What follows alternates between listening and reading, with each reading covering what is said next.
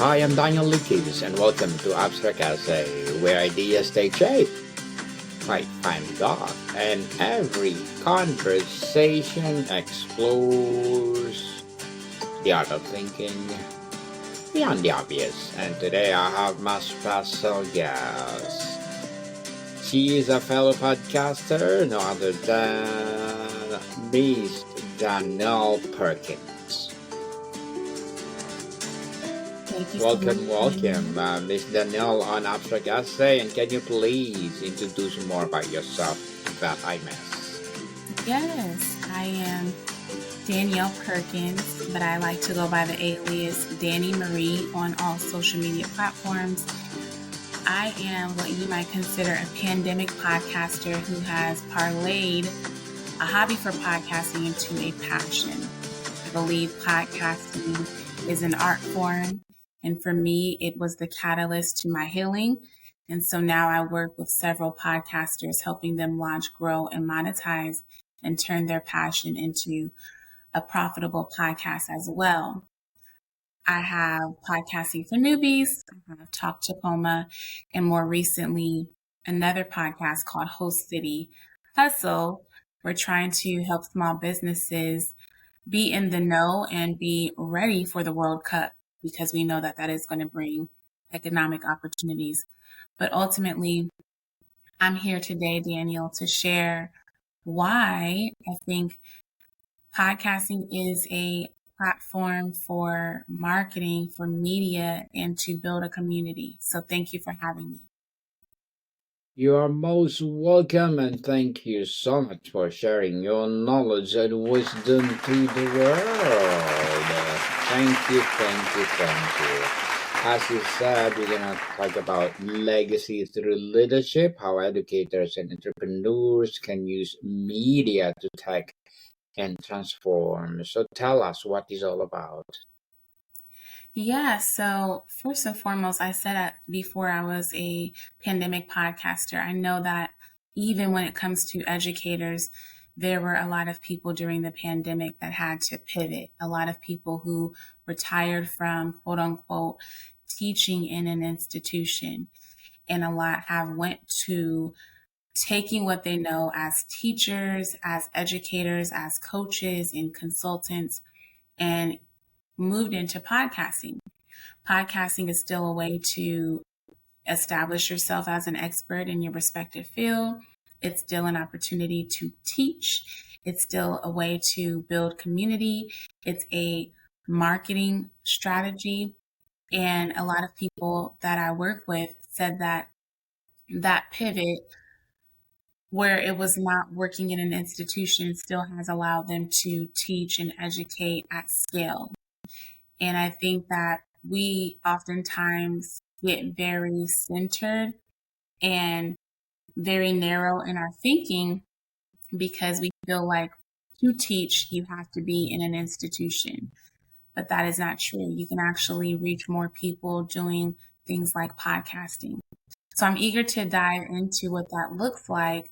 I can tell you that it is very simple to start a podcast. A lot of us are already doing some of the fundamental things. If you have a social media account, if you have a phone and a laptop, if you have a microphone and access to headphones, it's as easy as that to put together a podcast. Now, maintaining it is a little different, but at least to get started, you just need those very basic things. And again, you're already doing a lot of this stuff already when you show up every day online on social media. That is kind of an extension of podcasting. Indeed. And the word legacy can feel heavy and final, Miss Danielle. How do you define a living legacy as something built day by day in the classroom or in the boardroom rather than something left behind at the end? I don't know about you, Daniel, but I know for me, a lot of who I am as an adult today stems from how I was raised and who I was as a child and adolescent. So a lot of it has to do with the mentorship, the teachers, the parents, the leaders that were in my life as a child that left an imprint. And that to me is a part of who I am and a part of legacy building. Some people may have left a good taste in my mouth, some people not so much. But I like the question and the framing of the question because legacy does seem like it's this thing that is so far-fetched. But indeed, you can leave an imprint on someone today just by having a regular exchange with the person. Now, I had a guest on a podcast a few years ago, and he used this word in terms of how he likes to show up on social media. He likes to think of it as leaving a digital footprint. You know, we're no longer in the era where we're keeping a photo. Shopify's point of sale system helps you sell at every stage of your business. Need a fast and secure way to take payments in person? We've got you covered. How about card readers you can rely on anywhere you sell? Thanks. Have a good one. Yep, that too. Want one place to manage all your online and in-person sales? That's kind of our thing. Wherever you sell, businesses that grow with Shopify. Sign up for your $1 a month trial at shopify.com/listen. Shopify.com/listen. Album of pictures, we're storing it all online on our social media accounts. And so with the podcast, with one episode at a time, you have an opportunity to store away this archive of information and education, store away an archive of these monumental historic events, or if it is something as simple as recipes, you have an archive of recipes through your episodes.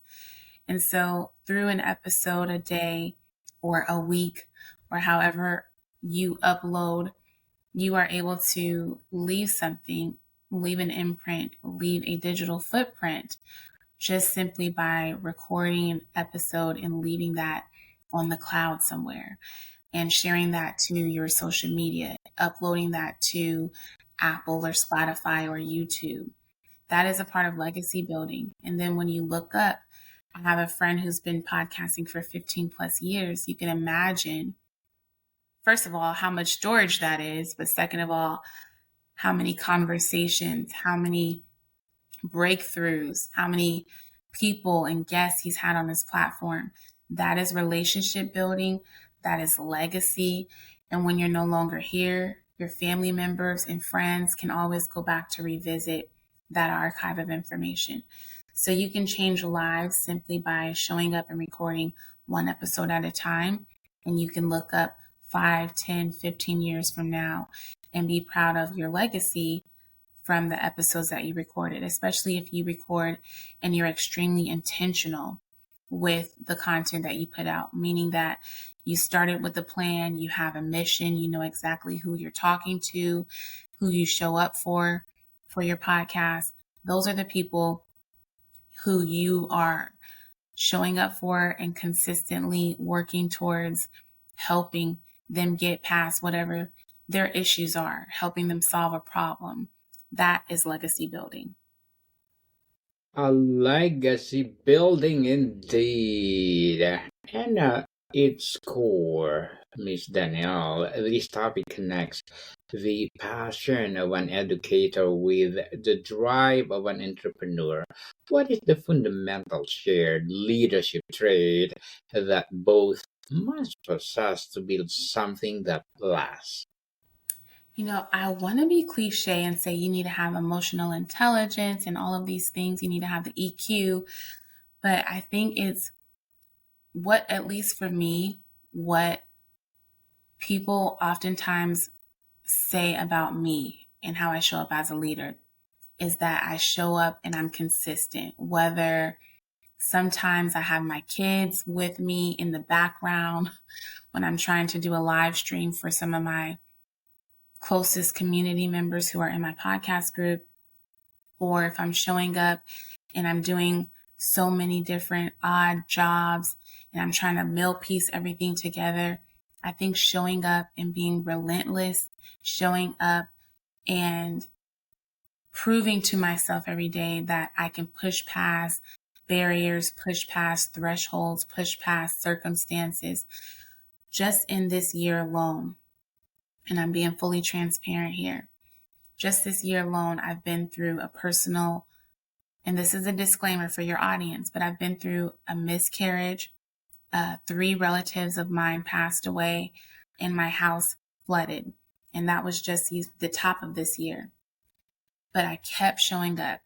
And I mean, the reason why I started podcasting even 5 years ago, same situation. I was met with a difficult circumstance. Podcasting was a space for me where I could just let it all out. I had a space where I can talk about the things that I was going through. Showing up has been my form of leadership, showing up for people who champion me every day, who see the relentless grind, who see the willpower and the strength to keep going on, to keep fighting, even when it's difficult. I know that people are looking at me and they're encouraged by my movement and just the fact that I show up consistently, whatever that looks like for the day. I show up and I give every day my all. And that to me is the core of a leader who is relentless, resilient, and consistent in everything that they do, no matter what things they're up against, especially in these difficult times in our economy here in the US. A lot of people are fatigued. A lot of people don't know where their next meal is coming from, their next dollar is coming from, but we still have to show up. And I show up every day for the people who look up to me and see that as a podcaster, we can change lives through our stories and storytelling, sharing our personal anecdotes, personal struggles. We're impacting, and I think that is the core of a leader.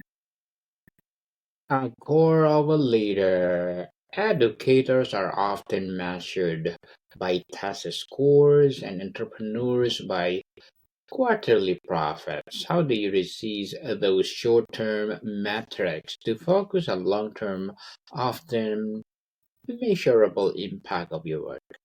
Mm. Well, as a podcaster, I would have to say, number one, I use my 5 Ps framework. So we look at the 5 Ps of a podcast.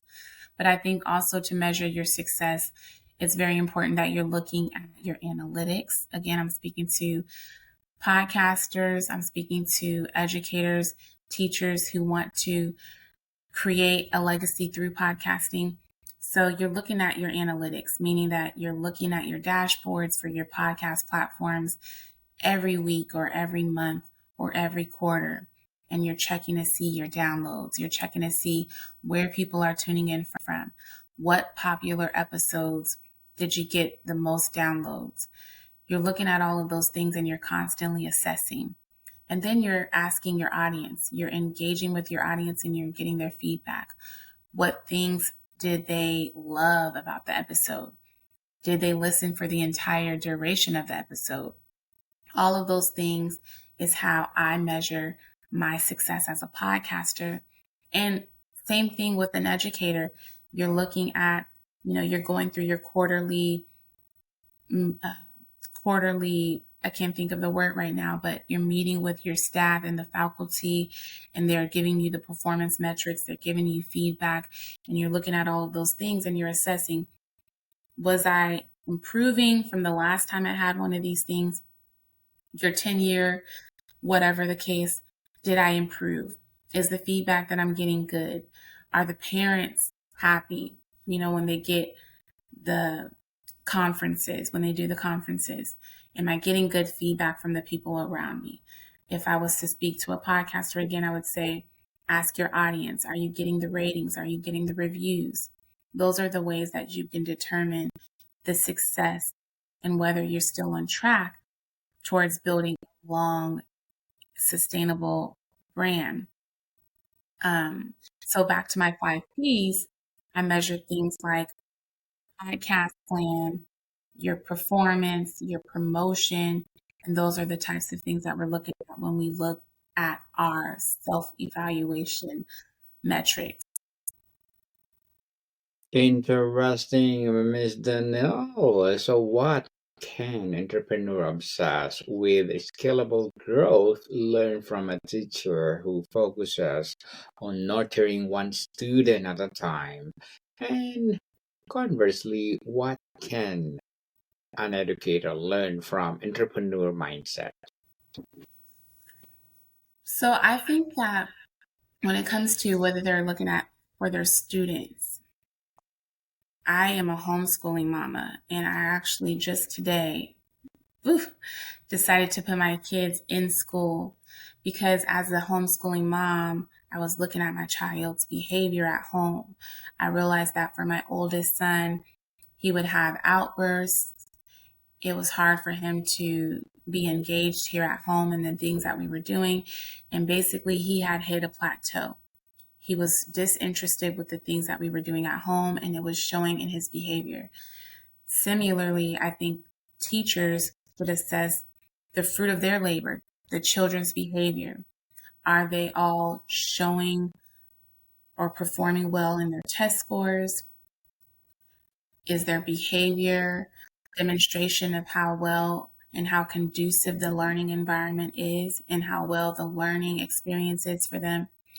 Are they acting out and misbehaving constantly? I think those are indicators of whether or not the student is getting what they need from you. And then when they're not, it's important for you to assess where it is all stemming from. If you have a child like me who's very vocal, you can engage in conversation. Hey, what's going on with you today? What things made you happy? What things made you upset? Tell me about your feelings. What did you learn? What are you feeling like? Those are the types of questions that you're asking, and then you're assessing in behavior. And sometimes it's not always outwardly displayed. Sometimes, again, it's stuff that they're dealing with internally. You know, if they shut you out or their behavior just seems a little off, pick up on those cues.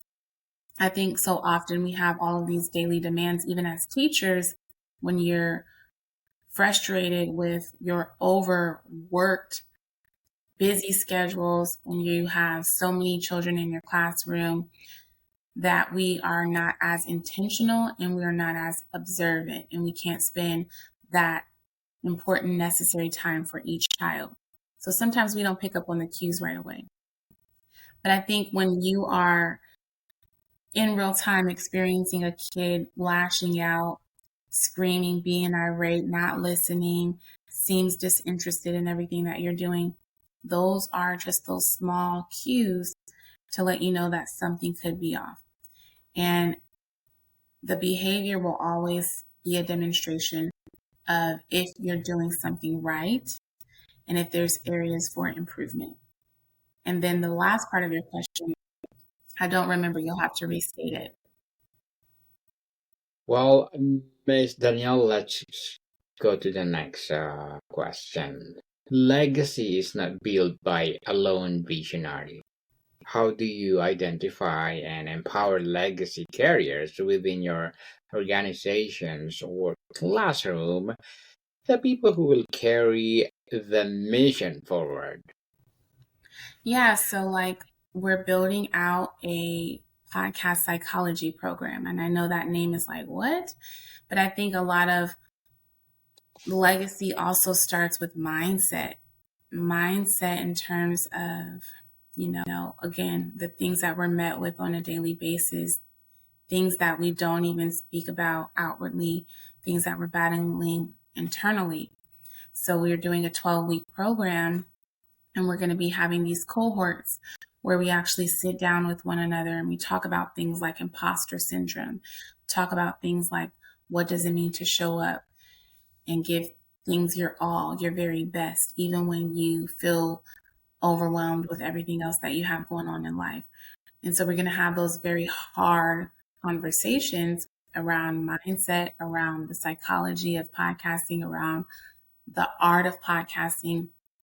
And when you get to the crux of what's happening here mentally, that is the, foundation for building on, something that is when you work out all of the mental issues and the mental workload, and you're able to address and confront all of those things, that is the foundation for healthy lifestyle, healthy living. When you can speak outwardly about, hey, like I just spoke with a client today who had worked for the post office for 20 plus years. And it would be easy to just focus on the podcasting stuff. But instead, I'm asking her, how are you feeling? I know what just happened to you. You are probably overwhelmed, wondering what's next. How are you feeling? Doing those personal check-ins. So when you are great mentally, your mind is freed mentally and emotionally, and you're in a good, healthy mental state, everything else becomes easier. Not necessarily that things won't happen, you won't be triggered, but it just becomes a little easier. And so that's why working on the mentality, the mindset, the psychology is extremely important. How do you build a culture that cultivates you? What are the key elements of a culture that ensures the why behind the work remains intact long after founder or the iconic teacher is gone? Cultivating you, it's different for all of us, right? And like when it comes to the podcast, one of the things we teach is anchoring your why. What is the thing that motivates you? What is the thing that lights the fire in your belly? What is the thing that activates you? And if you can't articulate that, you cannot convey that, then it goes back to a question you asked earlier, doing that self-evaluation, that self-assessment.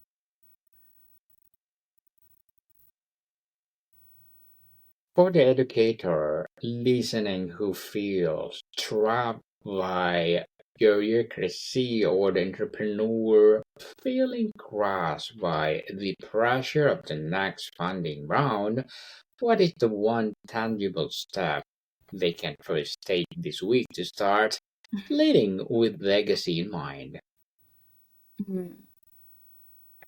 Always, if you can, in the beginning of your day or the end of your day, it's something so simple, things that we hear all of the time, but we often don't actually apply. Write in your journal and check and do a self-evaluation check, do a mental check. I had an opportunity to listen to one of your former episodes, and she said something similar. Always assessing and evaluating, and give yourself that time to be and sit with self. Be okay sitting with self, eliminating any distractions. If you need to do some breath work or whatever the case, you can go to YouTube and find out some cool different tips and tutorials, desk yoga, breath work, but journaling and doing all of that self meditation 5, 10, 15 minutes out of the day. And I think just purging yourself, journaling, and checking in with yourself is extremely important before you are inundated with all of the daily demands. Do a self-check. And then make a habit every week, every month to go back and revisit those pages in your journal. And how was I feeling on this day? Did the circumstances change? If not, what can we do differently next time?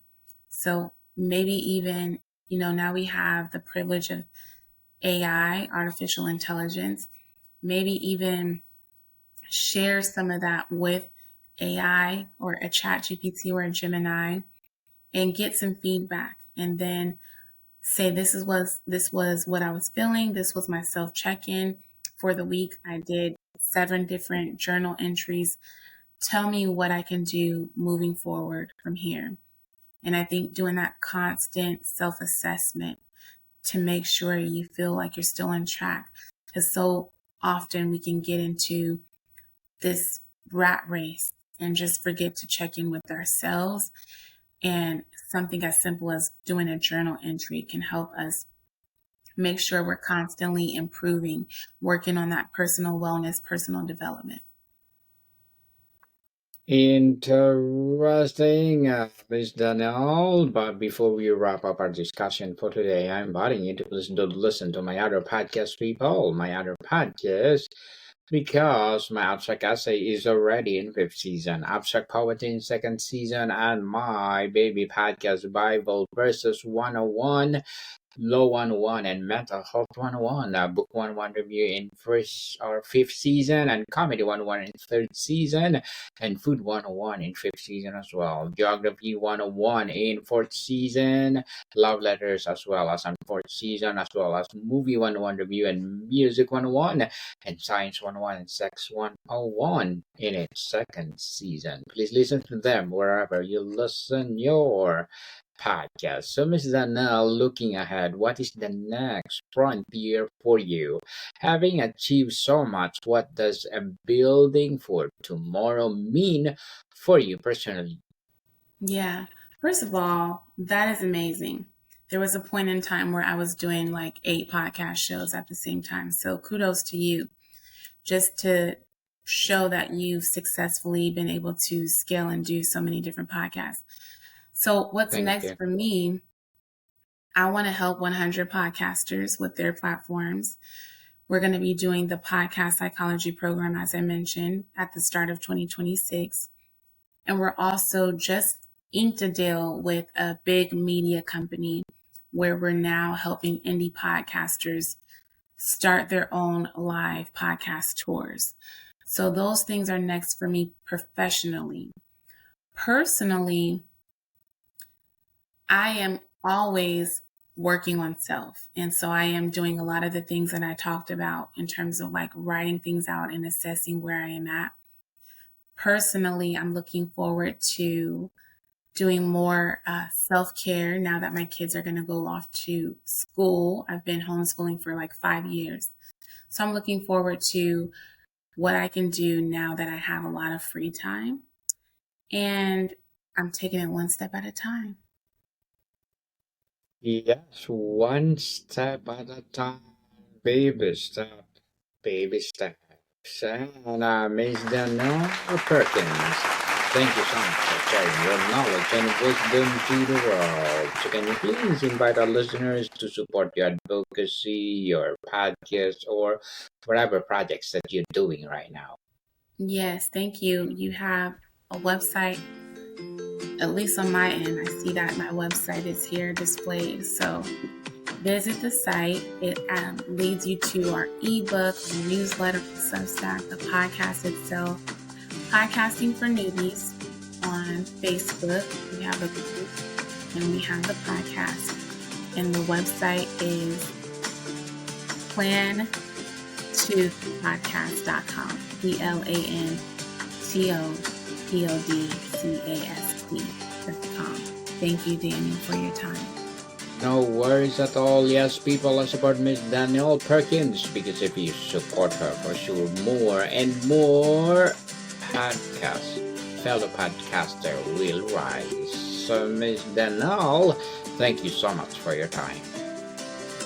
Thank you. Modcom people, see you soon.